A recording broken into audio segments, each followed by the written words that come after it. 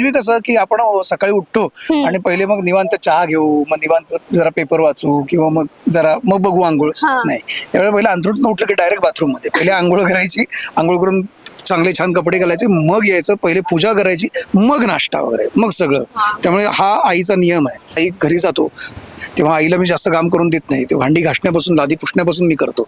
So मला माझ्या घरात कामं करायला आवडतात. मला वाटतं त्यातनं ते माझं जी संस्कृती किंवा जे संस्कार माझ्यावर आहेत ना, ते मला कायम त्यामुळे ते टिकतात, ते टिकलेत. मी जेव्हा काम करून घरी जातो ना, की तेव्हा मला कधी एकदा घरी जातो अशी ओढ लागलेली असते. कधी मी एकदा माझ्या घरी जाऊन, मी माझ्या घरी कुठेही बाहेर गेलो ना, तरी मला झोपायला मात्र माझ्याच घरी जायला आवडतं. पण बरेचसे मित्र मला बोलतात, सर तू खोटं बोलतोस, आम्हाला वाटतं तू एकटा राहत. त्यामुळे पण सुद्धा यावर्षी काहीतरी घेतोय, पण ते गुढीपाडव्याला येऊ शकत नाहीये. खरं तर प्लॅन होता की गुढीपाडव्याला येईल, पण एनिवे जी नवीन गोष्ट किंवा नवीन व्यक्ती असो, कुठलंही काही असो, जे नवीन माझ्या आयुष्यात येत असतं, तो प्रत्येक दिवस माझ्यासाठी गुढीपाडवा आहे.